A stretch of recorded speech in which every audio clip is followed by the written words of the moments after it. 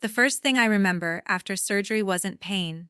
It was the ceiling lights, too bright, too white, and a nurse's voice saying my name like she was pulling me back through water. "Hey," she said gently. "You did great. Do you want your phone?" My mouth was dry. My head felt heavy. I could barely lift my hand, but I nodded anyway. The screen lit up with notifications stacked on top of each other. Missed calls, texts, voicemails. My stomach tightened, because I'd told my parents not to stress me out while I was recovering. The top message was from my mom. "Mama Zach, congratulations! It's finally sold!" I blinked, confused. Sold what? Then another text came in before my brain fully caught up. "Ash Momish, we closed this morning. Perfect timing while you were in surgery. No more worrying about that place." My throat went cold. That place wasn't a couch. It wasn't an old car. It was my condo. My 425K condo that I've bought. In see my name. I hadn't listed it. I hadn't signed anything. I hadn't authorized a sale, because I didn't even know there was one. Most families show up during surgery to hold your hand. Mine waited until I was under anesthesia to take my home and thought I'd wake up with nowhere to go. And the next message proved they'd been planning it for weeks. To understand how they even had access, you need to know what my parents were helping me with.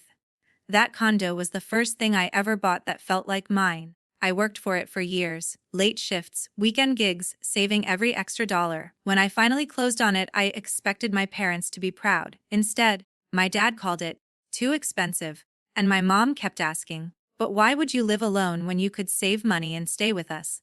Like independence was an insult. Still, they always wanted to be involved. They wanted copies of documents. They wanted to stop by to check on things. They wanted to know how much I paid, what the HOA was, what my mortgage rate was. Details that didn't feel like concern. They felt like inventory. Right before my surgery, they suddenly switched into overdrive. "We're just showing up for you," my mom said, acting like she was auditioning for Mother of the Year. "Let us help. Your mail, your bills, your paperwork. You'll be too out of it to deal with anything." I was overwhelmed. I was scared. I had pre-op appointments, work, medication lists, forms. So when they offered, I did what a lot of people do with family. I trusted them. I gave them a spare key, just in case. I let my mom pick up my mail while I recovered. I even let my dad organize a folder of condo documents so I wouldn't lose anything. They asked for power of attorney for emergencies. I said no. They asked for signature access. I said no. But that's the thing I didn't understand at the time. One tiny permission turned into a weapon. What I thought was help was actually them gathering control, piece by piece, until they had enough to move without me. And the scary part is, I didn't realize the trap until a stranger called my phone. I was still in recovery when the call came through. Some unknown number with a local area code. Normally I would have ignored it, but after my mom's texts, my skin felt tight with dread. I answered. "Hey, is this my name?" A woman asked, brisk and professional. "This is Dana. I'm calling from the title office. We just needed to confirm a couple details for your closing." Closing? My voice sounded wrong, thick from anesthesia. "Yes," she said like it was obvious. "For the condo on." She read my address out loud. My heart dropped so hard it felt physical. I didn't close anything. There was a pause. Papers shifting. "I'm sorry. Your parents have been our point of contact," she said. Then she said my mom and dad's names like they were normal entries on a file. "They confirmed you'd be unavailable today due to surgery, so they said to proceed as planned." I sat up too fast and the room spun. "Proceed," I repeated. "No. I didn't authorize a sale. I didn't list my condo. I didn't sign anything." Dana's tone changed, still polite, but cautious now. "We have signed documents on file," she said. "And a notarization. You were represented." My mouth went dry again. "Represented by who?" "I'd have to check the packet," she said quickly, "but everything was submitted properly." "Send me copies," I said, and even drugged, my voice sharpened. "Email them to me right now. Every document, every signature, the notary information. All of it." She hesitated. There are procedures." "Email them?" I repeated. "Because that is fraud." The line went quiet for a second, and I could almost hear her recalculating the situation. That's when I realized this wasn't just overstepping. This wasn't my parents being too involved. This was criminal. Still groggy, I called my parents. and they answered like they'd been waiting.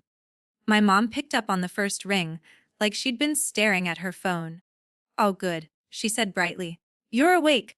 Why is the title office calling me about a closing?" I asked, keeping my voice low because a nurse was nearby and my head was pounding. My dad's voice came on in the background, cheerful. "Because it closed. Done deal." I gripped the phone.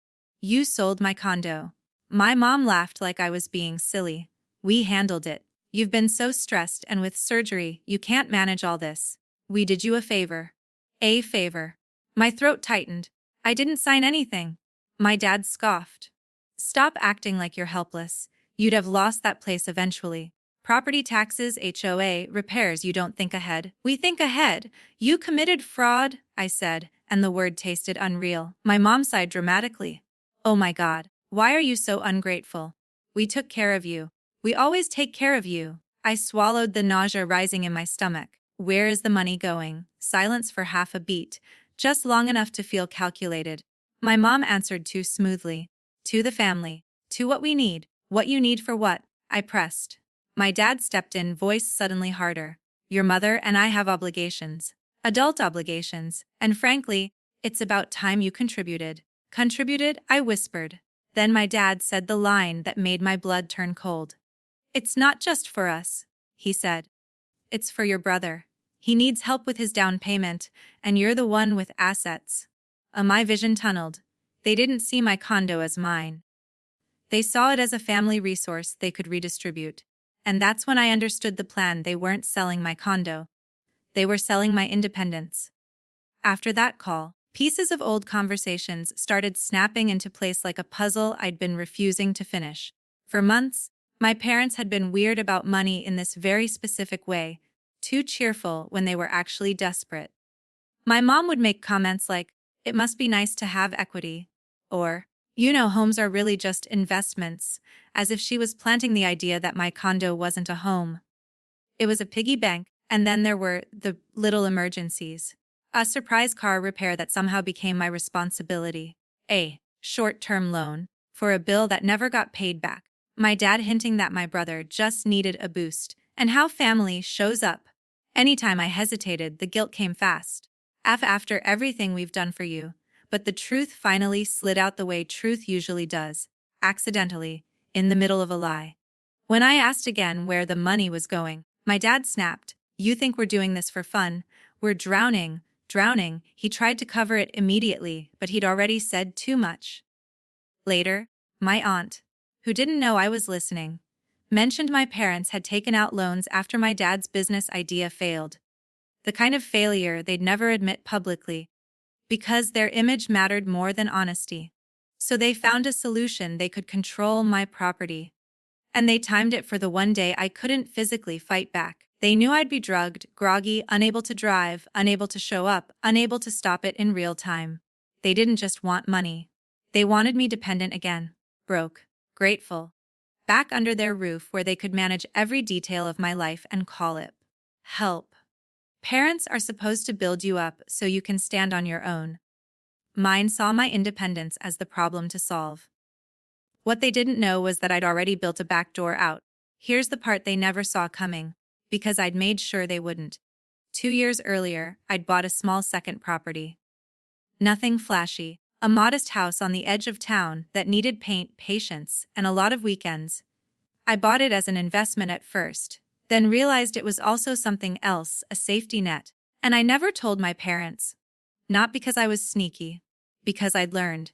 Anytime they knew I had something, they treated it like it was available to them. Information in my family wasn't shared, it was collected and used. So I kept the house under an LLC with my name as the managing member, and I paid everything on autopay from an account they didn't have access to. The deed, the insurance, the property taxes, locked down. Quiet. Mine. That one secret meant something huge in that hospital bed. It meant I wasn't trapped. It meant they couldn't threaten me with homelessness or come back home or else. It meant I had time to think. Time to move carefully. Time to respond like a person with options, not a person begging. And when you have options, people like my parents lose their power. I stared at my mom's texts again. Their little celebration, their confidence, and something cold and focused settled over me. I wasn't going to scream. I wasn't going to give them the emotional explosion they could later describe as proof. I was unstable. I was going to win with paperwork. I called my best friend first, the one person I trusted to stay calm. I need you to bring my laptop, I whispered. And I need you to take screenshots of everything my parents text me. Don't delete anything. Then I called my attorney, someone I'd worked with for the LLC paperwork, not even realizing at the time how important that relationship would become. My parents sold my condo while I was in surgery, I said. There was a pause. Then, did you sign anything? No. Then you're dealing with fraud, he said, like he'd just named a storm. Do not confront them further. Get the closing documents, we freeze everything. That was the moment I decided something else too. I was going to let my parents believe their plan worked, just long enough to get proof. Because if I told them about the other house, they'd panic and start covering tracks. They'd move money. They'd rewrite stories.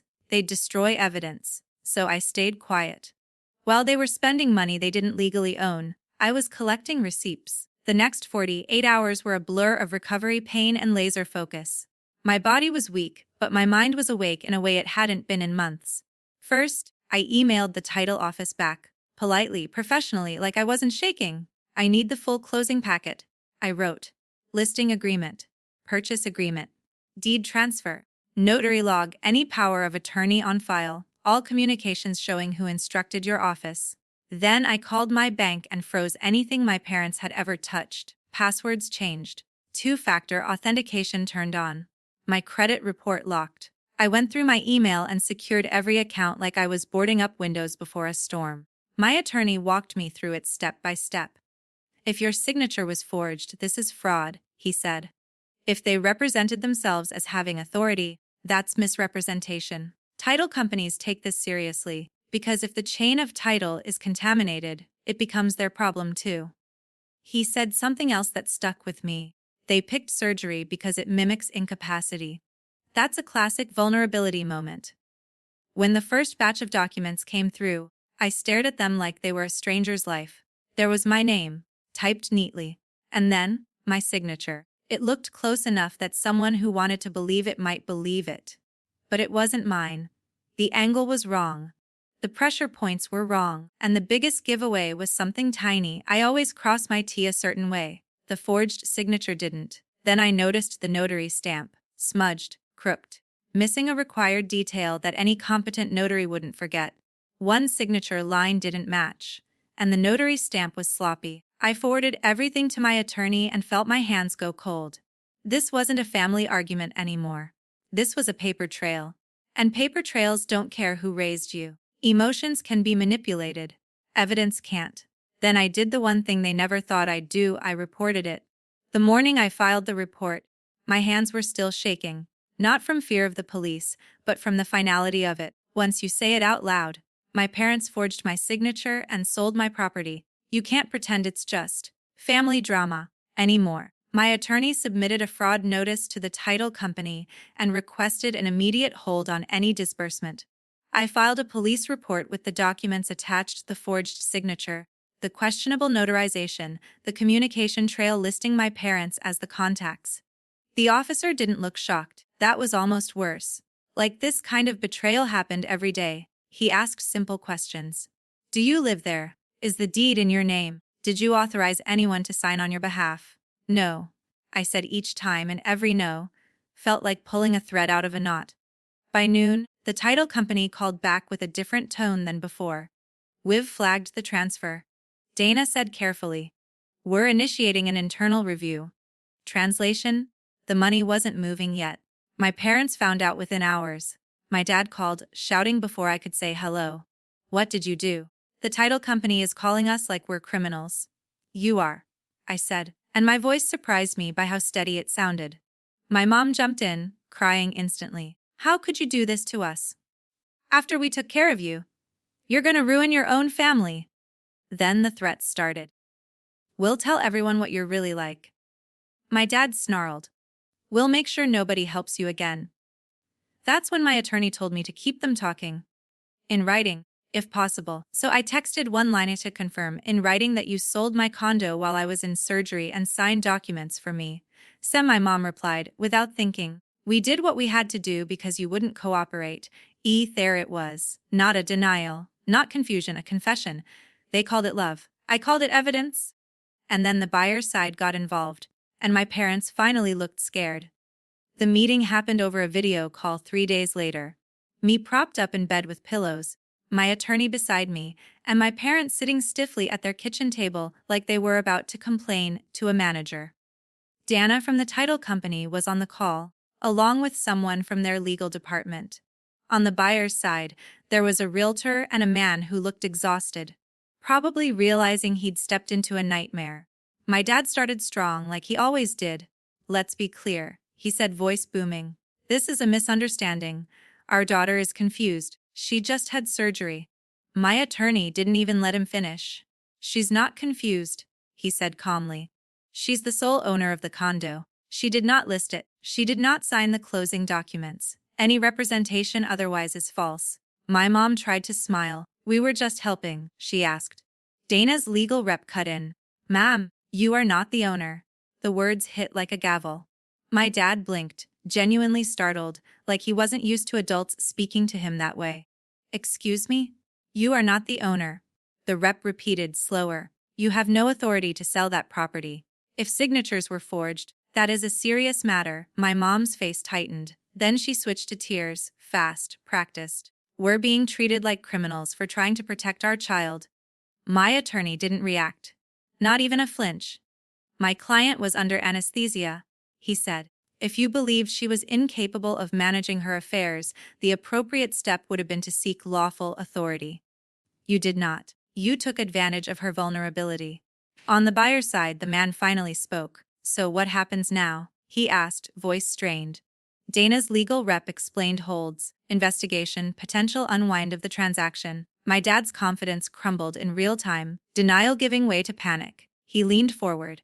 Okay, let's not make this bigger than it needs to be. We can fix it. And that's when I said the sentence that changed the energy. You can't threaten me with, where will you live? I said softly. I already have another house. My mom's tears stopped mid-fall. My dad's mouth actually opened. For the first time, they realized I wasn't negotiating from fear. I had leverage. Time options. They offered a deal. I offered a boundary. After the call ended, my parents didn't suddenly become remorseful. They became negotiators. My dad called me the same night, voice lowered like we were doing a business deal. All right, you made your point. Let's handle this privately. What does privately mean? I asked. It means, he said, you stop the reports, we'll give you some of the money back. Enough to make you whole, basically. And we move on. No one needs to know. Some of the money, like he was offering a discount on something he stole. Full restitution, I said. Every dollar. And it goes through my attorney. My mom exploded in the background. So you're going to destroy us. Over a condo. It's not over a condo, I said. It's over trust. Then I laid out the terms, plain and unromantic, no more keys to any property I own, no access to my mail, no help with paperwork, no power of attorney ever, no being listed as my emergency contact, and from now on, communication in writing only. My dad laughed, sharp and bitter. You're acting like we're strangers. No, I said. I'm acting like you proved you can't be trusted. He tried guilt next. We're your parents. Family doesn't do this. Family also doesn't forge signatures while someone's under anesthesia, I replied. There was a pause, and then my dad said the one thing that proved it was never about helping me. If you didn't want us to use it, he snapped, you shouldn't have bought something you couldn't protect. That's what he thought this was, a lesson. A power demonstration. I didn't keep the peace. I protected myself. And the moment I did, the fight stopped being just legal. The fallout wasn't just legal, it was family-wide. Once my parents realized they couldn't bully me into silence, they did what they've always done best, they controlled the story. My phone started ringing with relatives I hadn't spoken to in months. My aunt first. What is wrong with you? She demanded. Your mother is hysterical. How could you report your own parents? Then my cousin. They said you're on pain meds and confused.